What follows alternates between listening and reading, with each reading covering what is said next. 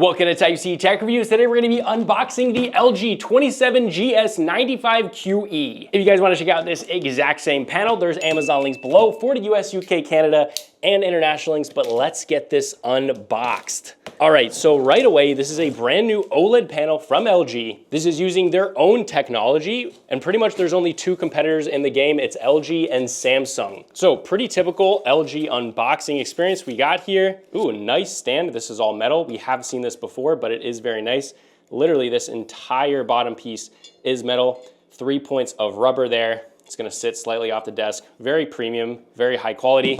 Now, I think the last LG OLED that I actually unboxed was the first generation OLED gaming monitor. And you guys know, if you've watched me, I wasn't a big fan of that monitor. Let's see if this one can maybe be better than that. I am a big fan of the QD-OLEDs coming from Samsung. Let's see if LG can be redeemed here. We have a nice pull on the back, glossy back, kind of this like gray, bluish gray, purpley. We've seen this before. Nice looking stand, a little bit of wobble here, but LG's pretty much always been like that. To put them together, you slide them in the bottom and then use the high quality thumb screw to screw it in. Let's get this box out. That's a nice little premium touch. All your accessories come in a box. But at the time of filming, it's discounted $200 from a list price of $899.99. This is the cable management clip, which I am not a big fan of. This thing absolutely is awful, not only in its function. I mean, it works. Once you get it in, it works, but it's super annoying to get this in and out of the back. Yeah, not a big fan of that, but its list price is $899.99. It's currently discounted, and it literally just came out. It's discounted $200. This is 240 hertz. It's 1440p. It's 27 inches. You compare that to the competition, and the Alienware AW2725DF is gonna give you 360 hertz for $100 more. That's at the current filming prices. If this is at list price of $900, I'm gonna tell you right away it's not worth it, because the LG is giving you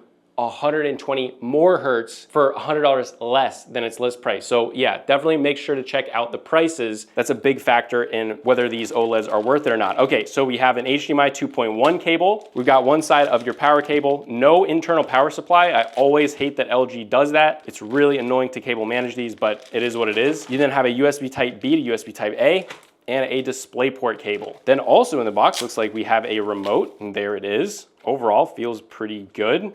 Already have a battery inside, which is a nice touch. The buttons are rubberized here. They feel pretty good. Yeah, no complaints there. Nice and thin remote. Then you also have some manuals, but let's get the panel out. That's what you guys want to see. Popping this off, and there it is. Pretty much the same overall design. LG also does this funny other thing. They've been doing this for years. Their packaging always goes this way, whereas almost everyone else is doing a slit down the middle. So you can just slide the stand and clip it in right here. Instead, if you don't want to rip your plastic, you have to lift it up like this and then awkwardly put your stand on.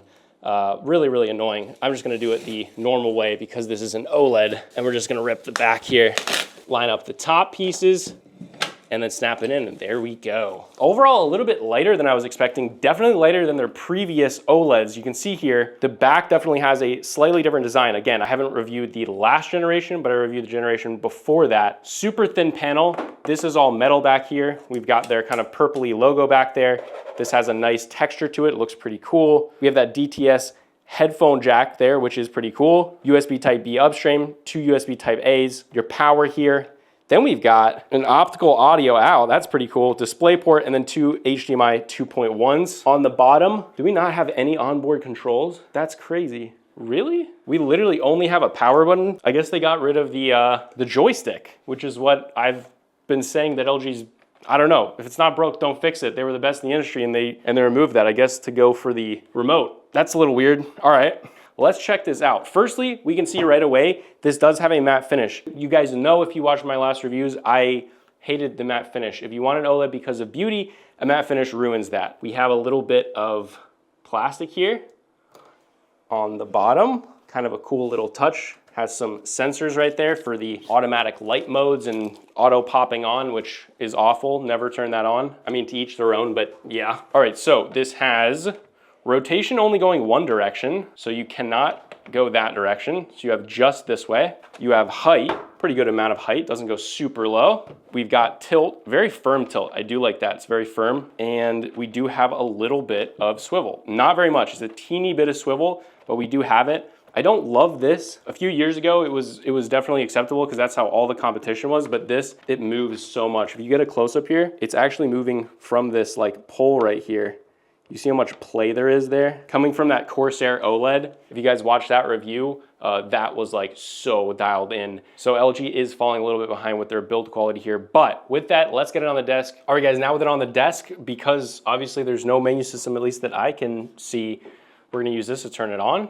Does a little beep for you. I do also wanna note, I was just using the Corsair 34-inch ultra wide. That is a Samsung panel, which means it's a quantum dot OLED, uses a glossy finish, rather than this, which is used a matte finish between the two, because those are the two competitors right now. Same resolution to screen size. While it wasn't ultra wide, it still has the same height, same PPI as a 27-inch panel. So basically apples to apples. Text clarity is not as good here. Now we're gonna make sure we're actually at its full resolution. So we are at 2560 by 1440p. We're also at its full 240 hertz. The other thing that I'm immediately noticing, and this is the same problem that I had with their previous generation, is you get this dirty screen effect. When you have a matte finish, you get this really bad dirty screen effect. I'm starting to wonder if maybe it's not actually that the matte finish is super, super thick, possibly just that OLED panels reflect the light differently and make it seem even dirtier. But this like white is just like oil slick. You won't be able to see it on camera, but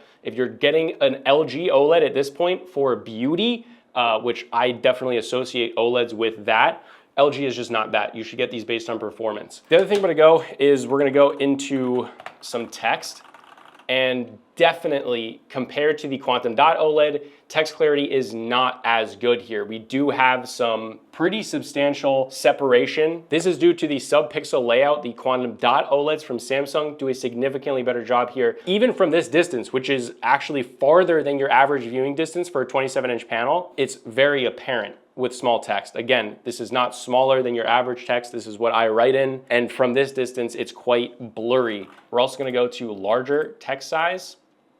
And there's just this fuzziness around it where you can see the colors actually separating. But it's most apparent in stuff like this. Around here, it just looks terrible. I'm also on Windows 11 here. I know that there are ways to kind of like do some wizardry to go around that, but in stock form, how most people are gonna use it, the text clarity is significantly better on quantum dot OLEDs here. Let's go through the menu system. We have dedicated brightness, which I actually really like here. So it's already at 90%. We're gonna turn this all the way up. Gets a little bit brighter here. And I'm gonna tell you right away, going on something like YouTube, the text clarity is atrocious here. It's more apparent when you see all sorts of different types of text size. It, like, especially this bold looks awful. I can literally see the red and the green shifting to the left really, really bad. So for like, I would say immediately for like desktop usage, unless you're gonna do something to counteract that, that's not great. But the brightness overall, this is at full brightness, not in HDR, but significantly less than the quantum dot OLED. Now again, remember, with these OLEDs, the nit value, so when you hear like 275 nits or 300 nits, between the quantum dot and this on paper, it doesn't seem like there's a big difference. But in person, it is significant. You pair things like the matte finish, which is gonna decrease the overall brightness and visual brightness, clarity, everything. Really, the visual difference between the two is quite noticeable. I just came from that one and it's significantly noticeable. The brightness here though is significantly better than the first generation. I wouldn't say it's a problem, but between the two, I definitely prefer the quantum dot where it really makes the image pop. This is much flatter here. Now, this does have a polarization layer, so blacks should be significantly better even in brighter rooms. So let's go to a wallpaper here that's a little bit more OLED-y. And the blacks here get significantly deeper in brighter rooms. It's not super noticeable because you still are in a bright room. I've always been on the side of like, I don't really mind not having a polarization layer as much, but again, it depends on how you're playing. If you're playing majority in the light, this could be a thing, but still, I think the matte finish just takes away from the point of having a really deep contrast ratio. Again, not everyone agrees with me on that, but if you want beauty, you're gonna have to go QD-OLED. This is not it. But with that, that's enough of that. I'm ranting too much. Let's go into the menu system. So we have a few different modes here, Gamer 1, Gamer 2, which seems to actually increase the brightness slightly. Yeah, definitely increases the brightness slightly. I always hate when they do that. It should just be 100% brightness, should be 100% brightness. Maybe that's it, okay. So we have a low and high. Let's set it to high. That definitely increases the brightness. Okay, all right. I'm backstepping a little bit here. We're gonna try that in Gamer 1 as well. Brightness at 100%, low. Oh, yeah. No, a significant change. Okay, yeah, a significant change there in brightness. That is very significant. Still, on a white screen like this, the QD OLEDs are brighter. 100% they're brighter, 100% they're more vibrant, but that does get significantly brighter, and these blacks become noticeably deeper than the Quantum Dot OLED in a bright room, right? In a bright room. Let's continue to go through here. We're gonna go to FPS, RTS, Vivid, Reader, HDR effect, sRGB, which gets super dim, by the way. That's definitely too dim.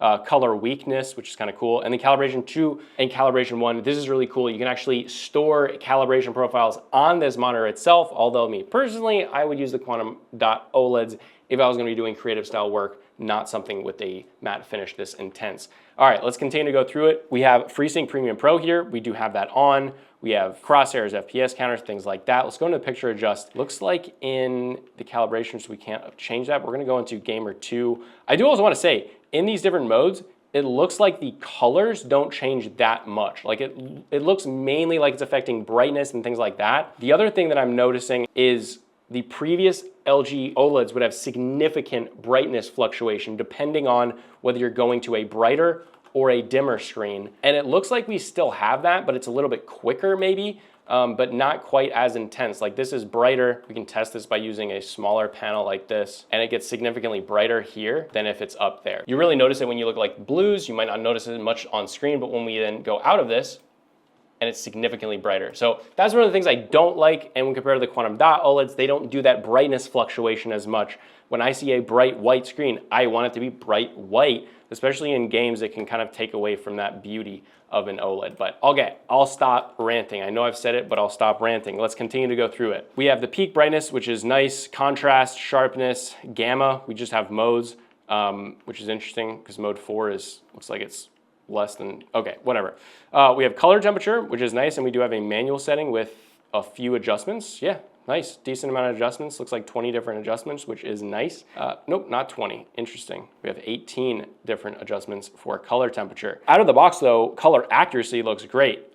Just visually, it looks like it's pretty bang on. The white balance seems to be good. We do have a lot of controls here. We're gonna see if we're gonna be able to use those controls in HDR or not. We'll check that. We have different inputs. We do have the hexagon lighting, which is kind of cool. And you can see here, wow, underneath here, I don't remember if it was the same there, but actually underneath the desk is huge. I mean, that's really bright. We're in a bright room right now. That's super bright. That's really cool, actually. I don't know how much the back is going to reflect, but it looks like it's actually gonna be pretty decent. So yeah, I think they were doing a really good job with their RGB lighting where it actually makes sense. Yeah. That's great. We also have different kind of like EQ settings for the DTS Headphone X, which is really cool. We have the Smart Energy Saver, which finally they ship in having it off. At least I believe they do. We have deep sleep, automatic standby. We can choose if we want the DisplayPort 1.4 with display screen compression on or off. We can just set it to 1.4. We're gonna leave it with DSC on right now. And then we have the buzzer, which we're gonna turn off because it's super annoying. And yeah, all right, with that, let's jump into game, see how this thing looks and see how it does. We're also gonna test it in HDR. All right guys, hopping right in game. Initially, I will say,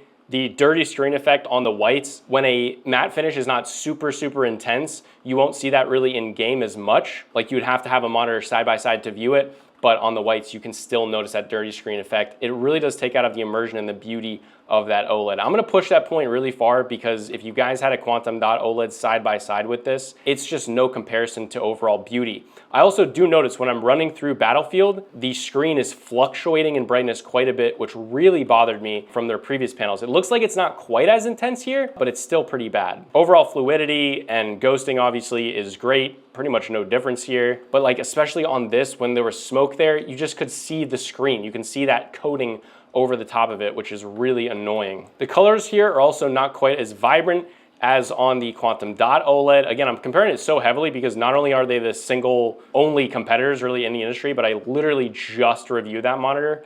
So it's actually a perfect test. The brightness here is actually pretty decent, but again, the fluctuation between the brightness on the map gets kind of annoying. OLEDs really look stunning when they're in like a darker environment, but they're still so vibrant. That's where you get that like true difference in contrast ratio, because it's not just about how deep the blacks are, but how bright the brights are with that, if that makes sense. That's what makes it so pretty. But when we go into an area like this, it just keeps fluctuating. It's kind of strange, especially with this map when it's out there and it's so bright. You just kind of notice the screen almost in front of the panel because you can see that coating. Now, some people are they love matte finishes, but if you're a display enthusiast at all and want the most beautiful and true to life picture, this isn't gonna be it. The other thing that I do notice quite a bit is the sharpness. And we see this on a lot of different OLEDs. And also I believe this is probably due to that sub-pixel layout and not having quite as good of that text clarity, but text just looks off, especially like even edges of things like this just like look off. And I tried playing around with the sharpness a little bit, and like the other OLEDs, if you turn it down, things become like fuzzy and blurry. Like if we turn this all the way down, you can see the 81 here is just completely blurred out. And as you turn it up, there it gets sharp again. I'm at 60 right there, and it's slightly blurry. It's not quite clear. I turn it up to 81 and it's almost like it over sharpens it slightly, which makes text look a little bit too much clarity almost. At 80 and 90 and 100, it's just way overdone.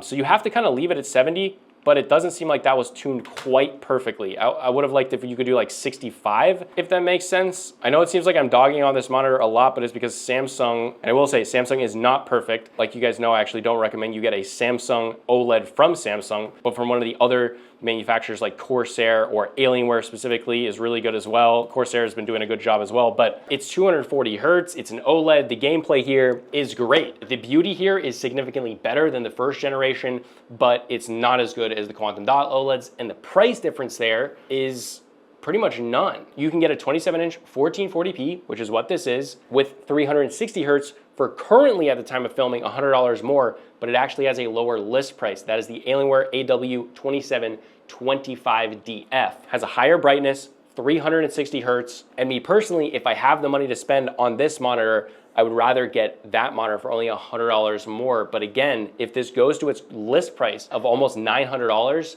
then it's definitely not worth it in my opinion. Now, if this had this switch that LG's been doing where it can double its refresh rate, which it doesn't, this one doesn't, unfortunately, it does not have that, where it's able to go from 240 to like 500 Hertz, that would be a different story. Because for pro gamers or people that just want the overall fastest monitor possible, then it makes sense.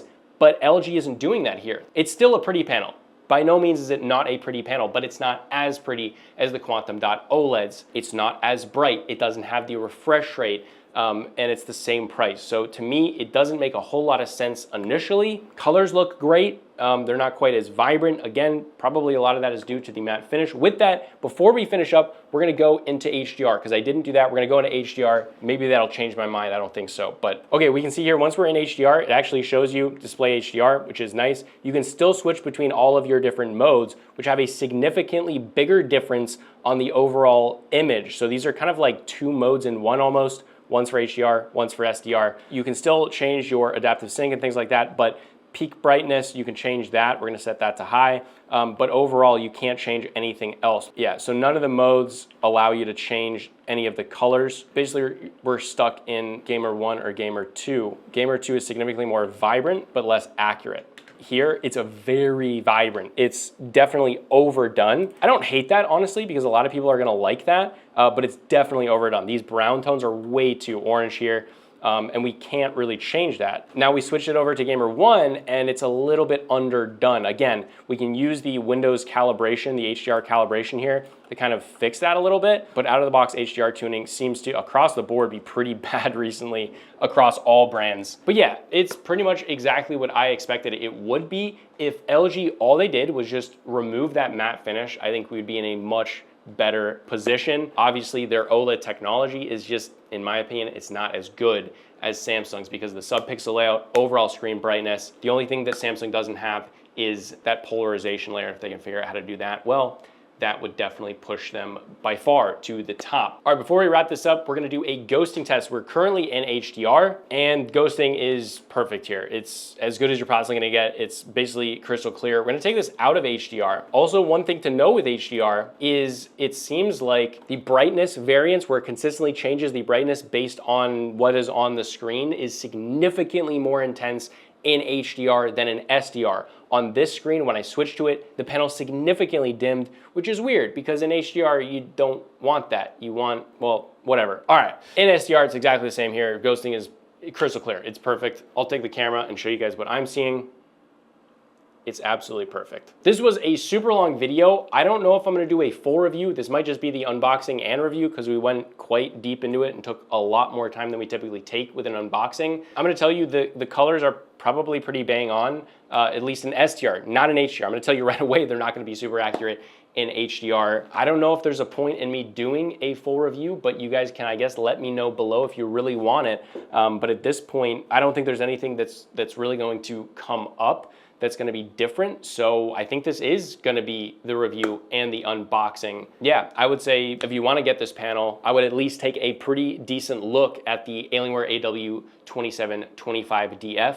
If you want beauty of an OLED, that panel is significantly more beautiful. If you wanna save $100, essentially the same thing, 120 hertz less. I don't think it's worth it, but again, that's all up to you. This is by no means a bad panel. I'm just not big into the packaging of how they do this monitor, and I'm not really sure who it's for. By no means is this a bad panel. By no means does this have any like groundbreaking issues. Yeah, that's my take. You guys know I'm a value-oriented reviewer. I think that's what I bring to the table, and that is my opinion. But yeah, this is Type C Tech Reviews. Again, if you want to check out this or the Alienware AW2725DF, there's Amazon links below for the US, UK, Canada, and international links. I'll also have my review of the Alienware right here so you can check that out. But this is Type C Tech Reviews, and I'll see you guys in the next video.